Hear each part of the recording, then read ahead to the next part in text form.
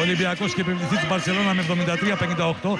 13 χρόνια αργότερα, 12 χρόνια αργότερα επέστρεψε σε Final Four πέρυσι στην πέμπτη συμμετοχή του. Η τωρινή είναι η έκτη. Ο Ολυμπιακός που ήταν φιναλίστ το 1994 στο Τελ Αβίβ και το 1995 στη Σαραγώσα, ήταν πρωταθλητής Ευρώπης το 1997 στη Ρώμη και ετοιμάζεται για τον τέταρτο τελικό της ιστορίας του με προπονητή τον Παναγιώτη Γιαννάκη απέναντι σε μια ομάδα που συνήθως και για πολλά χρόνια έβλεπε τις κούπες να περνούν από μπροστά της. Με τα πολλά η Μπαρσελόνα εδέησε να σταθεί πρωταθλήτρια Ευρώπης το 2003, αφού προηγουμένως είχε χάσει 6 τελικούς ανάμεσά τους και 2 από ελληνικές ομάδες, το 96 στο Παρίσι, το Παναθηναϊκό, και την επόμενη χρονιά στη Ρώμη από τον Ολυμπιακό. Για τον Ολυμπιακό τα καλά νέα είναι η επιστροφή στη δράση του Μίλος Θεόντοσιτς, ο οποίος χθες λόγω ενός στομαχικού προβλήματος δεν προπονήθηκε, δεν παραβρέθηκε ούτε στην μεγάλη γιορτή στον Καλά της Ευρωλίγκας, όπου βεβαίως είχε την τιμητική του ως μέλος της καλύτερης πεντάδας της διοργάνωσης, αλλά κυρίως ως πολυτιμότερος παίκτης στην φετινή σεζόν της Ευρωλίγκας. Προπονήθηκε σήμερα το μεσημέρι, θα είναι απίκο σε αυτό το μεγάλο τελικό. Άλλωστε Τάσο Μαγουλά, καλησπέρα.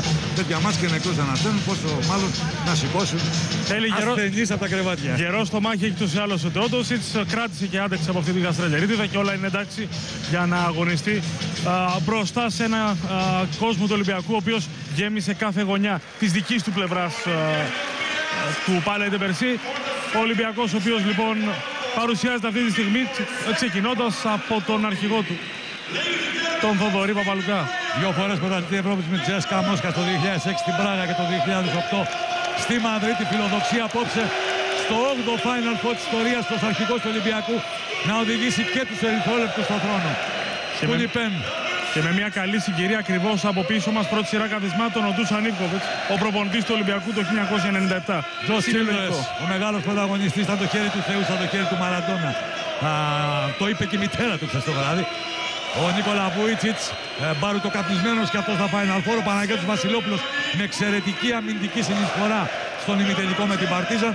Ο Γιάννης Μπουρούσης με την άμυνα της βραδιάς, τα 3 επιθετικά rebound και τις 2 βολές που όρθωσε το ανάστημα του στο τέλος της παράτασης. Ο Γιωτάμ Χαλπερίν, πρώτος σκόρερ της Ευρωλίγας εδώ. Ο Λίνας Κλέιζα, ένα πολύ μεγάλο πρόβλημα για την άμυνα της Μπαρσελόνα, που προχθές το βράδυ αυτό συζητούν οι Καταλανοί, η εξίσωση Κλέιζα, Τσίλτρες και Σκορτσανίτης. Ο Λουκάς Μαυροκεφαλίδης, ο Μίλος Θεόντοσιτς, προηγουμένως ο Πάτρικ Μπέβερλι, το τεχνικό επιτελείο του Ολυμπιακού με τον Παναγιώτη Γιαννάκη, που θα παρουσιαστεί αμέσως μετά τον Σοφοκλή Σκορτσανίτη, τον Μάνο Μανουσέλη, τον Μίλαν Τόμιτς, παρόντα το 1997 στο έπος της Ρώμης για τον Ολυμπιακό. Συνδετικός κρίκος ανάμεσα στις 2 ομάδες, ο μοναδικός πια, και τον Χρήστο Μαρμαρινό. Αυτό είναι το ρόστερ του Ολυμπιακού. Παπαλουκάς, Πεν, Τσίλτρες, Βούιτσιτς, Βασιλόπουλος, Μπουρούσης, Χαλπερίν, Κλέιζα, Μαυροκεφαλίδης, Μπέβερλι, Θεόντοσιτς και Σκορτσανίτης. Και από την άλλη πλευρά είναι η Μπαρσελόνα. Η Μπαρσελόνα που δεν κατάφερε να πάει στο τελικό του Champions League στο ποδόσφαιρο, έφτασε στο τελικό της Ευρωλίγας του μπάσκετ με τον Τσάβη Πασκουάλ, ένα προπονητικό μοιράκιο.